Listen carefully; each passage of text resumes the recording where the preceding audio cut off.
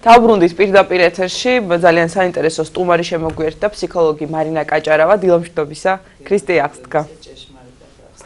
ჩვენ დღეს ვსაუბრობთ იმ ბავშვების შესახებ, რომლების მშობლების წასულები არიან საზღვარგარეთ, ან თქვათ რაღაც გარკვეული ობიექტური მიზეზების გამო ბავშვები იზრდებიან დედის გარეშე. ამ საუბრისკენ გვიბიძგა ერთ-ერთმა ვიდეომ, რომელიც გავრცელდა სოციალურ ქსელში და ასახა მოვლენა თუ როგორ ხვდება 15 წლიანი განშორების შემდეგ დედა შვილი დედას. აი თუ გვაქვს საშუალება, მინდა რეჟისორს ვთხოვ პატარა მონაკვეთი ამ ხარისხი არ არის ისეთი აღნიშნოთ, მაგრამ უბრალოდ თვალსაჩინოებისთვის თქვენთვისაც კარგი იქნება. ნახოთ ეს ვიდეო და შემდეგ დავიწყოთ საუბარი.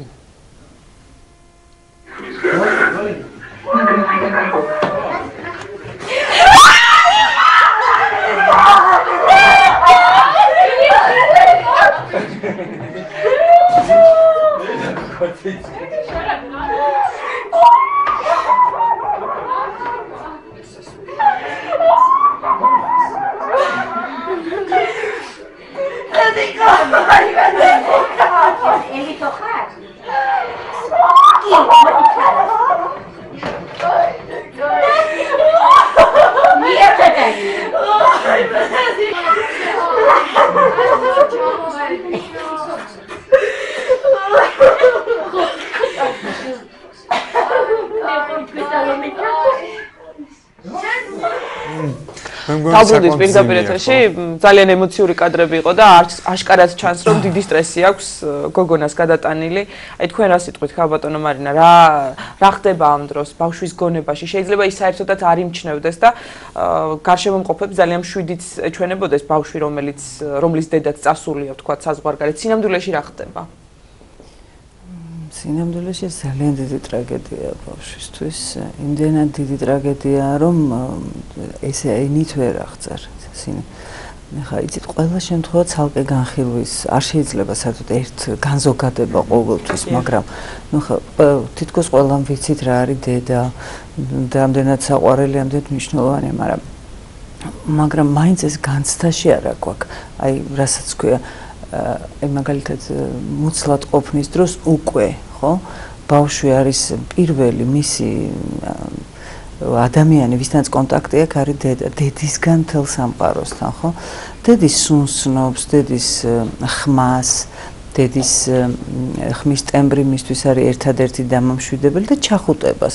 აი უცეთ ჩაეხუტება და აი აქ გულთან ახლოს მიიყვანს ბავშვს.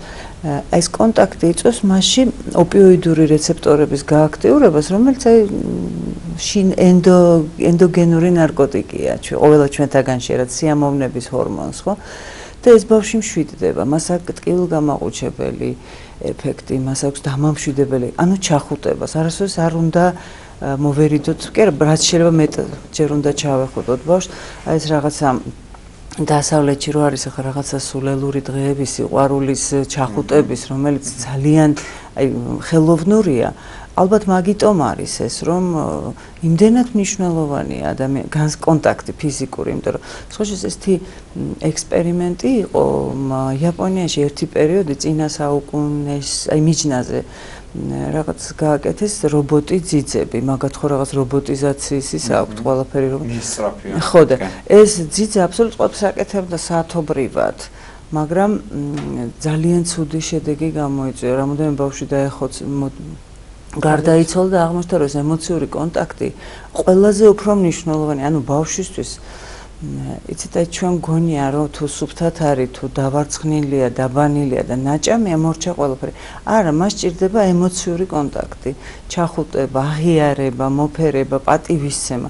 ის რაც არ აქვს. ეხლა იცით, არ აქვს შემთხვევაში დედასთანაც კი და არა თუ დედის გარეშე. დედა რო ტოვებს ბავშვს, ძალიან დიდი ტრაგედია და გაჭირვებაა და მე უბრალოდ ძალიან უთანაგზნობ ეგეთ დედებს, იმიტომ რომ ვინც დედაა, ის გაიგებს რამდენად ძნელია ის ერთი ღამეც კი რომ ბავშვის გარეშე გაატარო და ერთი დღე და წლები იმუშაო და მუშაობენ, მე ვიტყოდი რომ მონურად, რომ აქ რაღაცა უზრუნველყო თავიანთი შვილებისთვის რეალურად, ნასაკვირველია, მაგრამ მოდით ესე დავსვათ საკითხი, შეიძლება ამ ბავშვს ერჩივნოს, აი ხახვი ჭამოს და პური და ცოტა წვიმა ჩამოდიოდეს მის სახლში და დედა ყავდეს გვერდით და მამა ეხლა ჩვენ დედაზე ვსაუბრობ დღეს და მამა ოჯახის მთლიანობაც ირღვევა ამ დროს და იმიტომ. გასაკვირველია ირღვევა, ხო, თქვა 10 და 15 წელი დედა რო წასულე, მამების უმეტესობა შეიძლება ანგალოთდეს ან რაღაცა სხვას გადაეყაროს ვინმეს და შესაბამისად ამ ბავშვისთვის ერთს გაჭირობას მეორე ემატება, ხო? და იცით რა, აი როდესაც ბებიასთან რჩება ბავშვი, ახლა ბები არის ძალიან ცოდო ამ შემთხვევაში, იმიტომ რომ ბებიის ფუნქცია ჩვენ კულტურაში ბები არის რაღაცა ძალიან ტკბილი, ძალიან საყვარელი, უნდა ეფერებოდეს. ის ბებია ხდება ძალიან ავი, გაავებული, იმიტომ რომ მას აქვს პასუხისმგებლობა, ორმაგი, სამმაგი პასუხისმგებლობა შვილის წინაშე, ამ ბავშვის წინაშე. თუ დედა გაუშვებდა ექსკურსიაზე, ბები არ უშვებს. თუ დედა ჩაუშვებდა ეზოში, ბები არ უშვებს. ანუ მაქსიმალურად სტრესავს კიდე ამ ბავშვს ამ თავისი კონტროლით. შეიძლება იყოს დეიდა, ბიცოლა, მამი და ბიძა, რომლებიც ძალიან დაძაბულები არიან სინამდვილეში, როდესაც მათ ყავთ, პირობითად უცხო ბავშვია, ხო, რაც არ უნდა იყოს, როცა შენი შვილია, დიშვილია თუ ძმისშვილია, მეტია პასუხისმგებლობა, ხო, ვისაც ეს ალბათ ბევრს გამოუცდია და იცის, რასაც და ეს ბავშვი სუნთლად აი რაღაცა დათრგუნული და დაჩაგრულია ყველა შემთხვევაში. ერთადერთი არის აი კი Skype-ში დედას ელაპარაკება, ეს ვირტუალური დედა, რომელიც მე მყავდა ეგეთი მქონდა ეგეთი შემთხვევა, რომ დედა მოხუცული და მთელი დღე ჩართული ქონდა ეს დღე და ღამე Skype-ი. და ჩართული ქონდა ბავშვსაც, სახლშიც ჩართული იყო, მუდმივი კონტაქტი ქონდა ამ ქალს. და ისეთი გაჭირვება და ისეთი ტრაგედია იყო ეს მისთვის, მაგრამ რაღაცა წარმოუდგენლად გამოუვალი მდგომარეობიდან იყო წასული ეს ადამიანი და რაღაცა ასევე საოცარ გაჭირვებაში ყავდა დატოვებული ეს ბავშვი, გაჭირვებაში არამატერიალურ სკოლის, ხო? მაგრამ ვერაფერი ვერ შეცვლის, იცით, ამ დედას და მამას. აი ხო არის ზოგჯერ შეიძლება დედამ მშობიარობას გადაყვეს ახლა და ბავშვი საერთოდ უდევს. ეს კიდე სხვა შემთხვევაა, იცით. როდესაც არის რეალობა ესეთი, რომ დედა არ არსებობს. ამ შემთხვევაში ვიღაცა ხდება მისთვის ნამდვილი დედა, გამსდელი. არ არის ის ჩამნაცვლებელია, მაგრამ არა იმ რელიგიურად ჩვენ ვიცით, იცით? აი ძალიან კარგად გაცნობდა რა ობოლ ბავშვებს როგორ მფარველობს უფალი, მფარველი ანგელოსები. ყოვლადწმინდა ღვთისმშობელი მეტი დაცვა და მფარველობა აქვთ ასეთ შემთხვევაში ძალიან ბევრი პატერიკიც არის ხოთაშორის ამასთან დაკავშირებით აი რომელიც ძალიან კარგია ესე როგორც დიდებისთვის ასე პატარების მაგაზე უფრო სულისთვის სასარგებლო თხრობა ხო არ არსებობს და ისე რომ დავანებოთ თავი მეცნიერებას და ნამდვილად ძალიან ცოდოები არიან ეს ბავშვები. მე ნახეთ 15 წელი ეს ხომ მთელი ცხოვრება, წარმოიდგინეთ ბავშვისთვის, ხო? ბავშვობა ხომ თავდება სადაცაა.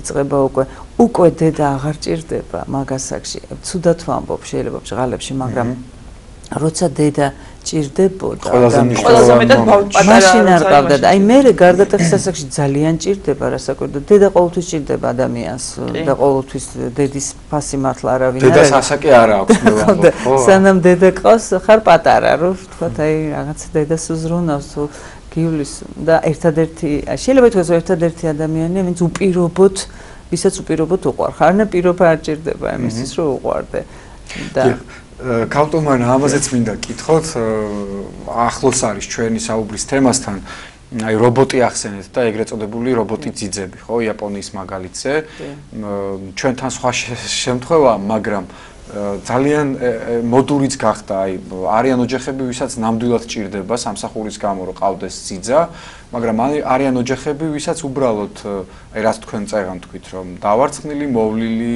სუბთად ბავშვი ასეირნებენ და ამის გამოც აიყვანს თუმცა აქვს იმის დრო რომ თავად გაატაროს შვილთან აი ეს თაობაც მე ხშირად მithქვავს და თქვენთანაც მე მგონი ჯერ ხომ არ ვიცით ჩვენ ასე ვთქვათ არ გაზრდილა ეგრეთ წოდებული ძიძების თაობა რას მოგცემენ ეს ბავშვები ან თუმცა აკვე დავამატებ თავადიშვილებს ხომ ადრე დიდები ზრდიდნენ ხოლმე ხო მიყვა ასეთი ტრადიცია საქართველოში თქვათ ხა გამზრდელი გვახსოვს ხო აკაკი სიყვარული ხო მაგრამ იმას სხვა დატვირთვა ქონდა მაგრამ მაინც უდედოთ სიმართლე არის ის რასაც ბავშვი უშეცდომოდ იგებს აი თუ თქვათ ბავშვთან მიდიხარ სამსახურში ან სადღაც 2 დღით მიდიხარ და ბავშვს ეუბნები რომ მე 5 წუთში მოვალან 1 საათში მოვალან ის ბავშვს ტაიმერი აქვს ჩართული და გელოდება და ამიტომ უნდა უთხრა რომ მე მაპატიე მე შენ ძალიან მიყვარხარ ჯერ უნდა უთხრა ყველაფერი კარგი რასაც მასზე ფიქრობ რომ ეს არის შენთვის ყველაზე ძვირფასი ადამიანი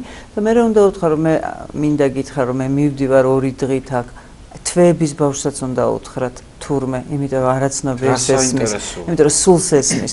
უნდა დაელაპარაკო როგორც დიდს და მას ესმის, ის გაგებით ხდება ამას, კი გული წყდება რასაკვირველია, მაგრამ ის ამასაც ეჩვევა, რომ ეს ცხოვრება არ არის მხოლოდ მის გარშემო ტრიალი, რომ ყველას აქვს თავის ცხოვრება, თავის აზღვრები, თავისი წასასვლელი, მაგრამ ეს არ არის ის რომ თქვათ უნდა მაინც ჭიპლარი არ უნდა იყოს გადაჭრილი ხო უნდა იყოს გადაჭრილი როგორც ფიზიკურად იჭრება ისე ფსიქოლოგიურად მაგრამ აი სიმართლე რასაც ჩვენ არ ვეუბნებით ამ ბავშვებს ხშირ შემთხვევაში ეს არის ძალიან მნიშვნელოვანი დიახ აი რამეს თუ ყვებიან ქალბატონო მარინა თქვენ თუ ქონიათ ასეთ ბავშვთან კონტაქტი რომლის მშობელიც თქვათ 5 10 და კიდევ უფრო მეტი წელია წასული და აი რას განიცდიან ისინი არის შემთხვევები როდესაც ვერავისთან ვერ ყვება თქვათ შეიძლება ყავდეს ასეთი ერთი მეგობარი ან უბრალოდ ღამე ტირის არ ვიცი ვერ გამოხატავენ ემოციებს და გარდა იმისა რომ ემოციურად სტრესია მე რაღაც ნუ ამბავი წავიკითხე იმის დრო არ არის რომ მოუყვე კლინიკურადაც შეიძლება დაავადდეს ბავშვი მაგალითად ვიცი რომ ბავშვს დიაბეტი დაემართა ერთ-ერთ აი სტრესის ფსიქოსომატური დაავადება ის ანუ სხვადასხვა და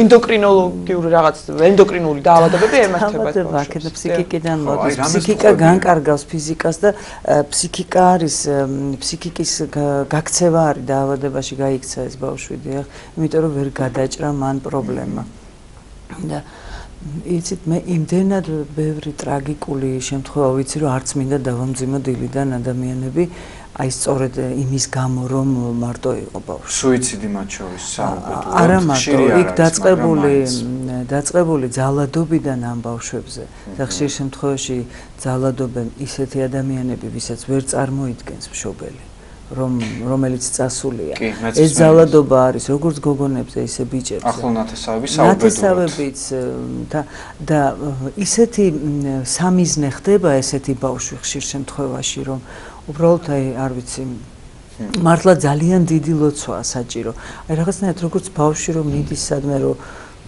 არ გაშვებას ხო ეს ხო არ არის გამოსავლე არსად არ გაუშვა ბავშვი არც ექსკურსიაზე არც დაბადების დღეზე რომ იმიტომ რომ მე მეშინია ეს ძალიან დიდი ეგოიზმია ამას ყოველთვის ჯობია რომ გაუშვა და ლოცვა დაადევნა მშობელმა აი ილოცო და ის ლოცვა ხო თავის იზამს ეხლა არავინ არ ვართ არაფრისგან დაზღვეულები მაგრამ მე მახსოვს და ხშირად მithავს ციხეში რომ მუშაობდი ბიჭებისთვის რომ იყო ერთ-ერთი საქართველოში აფხაზეთის ომი რო იყო მაშინ მამა ვიტალის უთქვამს მათთვის რომ ეს ფსალმუნები 26 50 და 90 თქვითო და ღვთისმშობელო ქალწულო დაიწყეთ შუაში თქვით და დაამთავრეთო და ტყვია არ მოგეკარებათო და ძალიან ბევრი ბიჭისგან გამიგია რომ მე აი ძალიან ცეცხლში გავსულ ვარ ამ ფსალმუნების თქმიდა მართლაც გარშემო ტყვია ზუზუნებდა და არაფერი მომკარებიაო ამაზე მეტი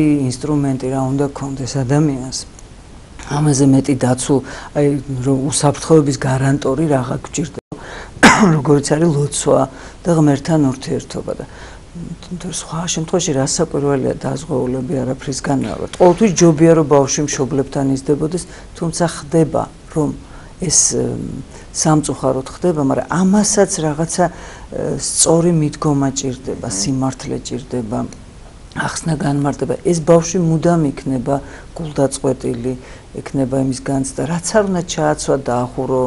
მე ხდება აი ქართულად პატრებიცელი, მომხმარებელი. აი მომხმარებელია, უნდა რომ მარტო ჭირდება შენგან ფული, შენგან ჭირდება რაღაც ეტაპზე მე მშობლები იგივე ჩემთანაც დაურეკავთ რომ გადავყევიზე და აი ესე და ეს გაუკეთე და მოვამზადე ვაცმევ ვაჭმევ და აი რა რითი პასუხობს და ხო და ამ ბავშვს რაც ჭირდებოდა ის არ ქონდა და ერთ რამეს ვიტყვი თუ მაგ დრო წეგან ჩვენ ვთქვით რომ ეს თაობა ჩვენ არ ვიცით ესე იგი კვლევა არ არსებობს გრძელვადიანი ესეთი ვარაუდი შემიძლია ვთქვა როგორც შენ მოეკეცი ბავშვს მაშინ როდესაც მას ძალიან ჭირდებოდი ისე მოგექცევა ეს ბავშვი მაშინ როცა შენის ძალიან დაგჭირდება ანუ მოდით ესე ვთქვათ თუ კი მე მას მივაბარებ ძიძას ისიც მე მიმაბარებ ძიძას ის ძალიან მოხუცთა სახლში ჩამაბარებს ეხლა ძიძობა თავისთავად ცუდი არ არის და თქვენც თქვით და შეიძლება ყველას ყავდეს ძიძა, მაგრამ ჯობია ეს ძიძა იყოს მომხმარე სახლში, სადილი აკეთოს, სახლი ალაგოს და ვთქვათ რაღაცა ესეთი ფიზიკურ შრომაში მოგეხმაროს, ვიდრე ბავშვთან ურთიერთობაში ჩაგენაცვლოს, იმიტომ რომ ბავშვის კონტაქტი, ის ემოციური კონტაქტი ძიძას ვერ ექნება. ან ძალიან იშვიათად ექნება, მოდი ესე ვთქვათ. ხა ძიძასაც გააჩნია. ძიძასაც გააჩნია. რასაც ყველაფერს გააჩნია. მე გამახსენდა ახლა იგივე ვთქვათ ლევ ტოლსტოის ყავდა ძიძა, რომელიც მე დავიკითხე მისი მოგონებები, ეს იყო ერთადერთი ნათელი წერტილი მისთვის, რომელსაც საერთოდ წერა-კითხვა არ იცოდა და განათლება არ ჰქონდა, იყო მორწმუნე, გალობელი, საყვარელი ქალი. რომელიც ძალიან უყვარდა. ძალიან უყვარდა და რო გარდაიცვალა, გაოგნებული იყო, ვერ მიხვდა საიდუმლოებას, როგორ იყო ის ვარდისფერი და უხრწნელი, როდესაც მოვიდნენ გალობლები, იმიტომ რომ მისთვის მართლმადიდებლობა არ იყო ღირებული, ხო. და ვერ ისე გარდაიცვალა, რომ ვერ მიხვდა ამას, მაგრამ ხა გამახსენდა მას. სასაკვირველია, ძიძასაც გააჩნია, მაგრამ ყველაფერს გააჩნია, იცით, აი რა მიზნით არის ეს, რა არის. მე ამ დროს სიამოვნებას ვიღებ და რესტორანში ვარ და კონცერტებზე დავდივარ, თუ მე ამ დროს მართლა ვმუშაობ და ჩემი ისე ეს ყველაფერი უნდა ახსნილი იყოს. და ის ძალიან მნიშვნელოვანი რამ თქვით, რომ აუცილებლად ბავშვს უნდა უთხრათ, რომ აი ამდენი გიპოვებ მას. წარმოგიდგენია, მე არ ვეუბნები ხოლმე. მუცელში ელაპარაკებიან ბავშვებს მამები ამ შემთხვევაში და დედებიც და იმ ბავშვს ესმის. ხოლმე ჩემი ხმა თითქოს, აი რაღაცა გაჩუმდება იმ იგივე სიტყვებს, როცა ვამბობ, რასაც ვეუბნებოდი მუცლად ყოფნის. აბსოლუტურად მე მეხსიერება არსებობს.